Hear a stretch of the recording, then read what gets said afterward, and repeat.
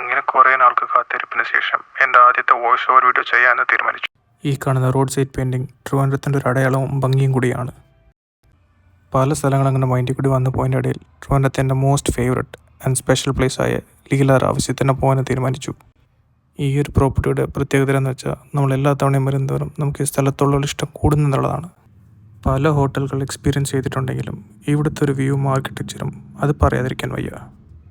Week day ഉച്ചയ്ക്ക് വന്നതുകൊണ്ടായിരിക്കാം വലിയ തിരക്കൊന്നും ബോർഡിലും റെസ്റ്റോറൻറ്റിലും കാണുന്നില്ല. പക്ഷെ ഞാനിവിടെ വന്നത് ഇതിനൊന്നുമല്ല, ഇവിടുത്തെ മോസ്റ്റ് ഫേമസ് ട്രിവാൻഡ്രത്തിൻ്റെ തന്നെ one of the most favourite എന്ന് പറയാം, the jazz and blues bar. അകത്ത് കയറുമ്പോൾ തന്നെ അവിടെ നിന്ന് ഒരു റെട്രോ വൈബ് ആൻഡ് ഫീലാണ് കിട്ടുന്നത്. I have been here so many times before and I must say I love it. അങ്ങനെ ബാർട്ടൻഡറുടെ വാം വെൽക്കമിങ് കഴിഞ്ഞു. മെനു കാർഡിൽ ചേഞ്ചസും മനസ്സിലാക്കിയതിന് ശേഷം ഓർഡർ അങ്ങ് പ്ലേസ് ചെയ്തു. ഇവിടെ നിന്ന് എത്ര മടുക്കാത്ത കാഴ്ചയും കണ്ടിരിക്കുമ്പോഴത്തേക്ക് കൗണ്ടറിലെ ഡ്രിങ്ക്സ് റെഡിയായി. Since I'm not a big of a cocktail person, ഉച്ച ആയതും കൂടി കൊണ്ട് ഞാൻ ഒരു ബിയർ കഴിക്കാൻ വിചാരിച്ചു. എൻ്റെ കൂടെ നിന്ന് ആൾക്കാർ കോക്ടെയിൽസ് ട്രൈ ചെയ്തത്. അങ്ങനെ സെർവർ ചേട്ടൻ ബിയറൊക്കെ പൊട്ടിച്ച് നല്ലൊരു ക്ലീൻ പോർ ചെയ്ത് എന്നെ ഒന്ന് ഹാപ്പിയാക്കി.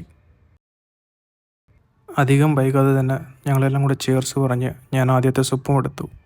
കാരണം ചേർസ് പറഞ്ഞു കഴിഞ്ഞാൽ സിപ്പ് എടുക്കാതെ മഗ് താഴെ വയ്ക്കാൻ പാടില്ല എന്നാണല്ലോ ബാർ കൾച്ചറിൽ പറഞ്ഞിട്ടുള്ളത്. പിന്നെ പുറത്തിറങ്ങി കുറച്ച് കാറ്റൊക്കെ കൊള്ളാമെന്ന് തീരുമാനിച്ചു.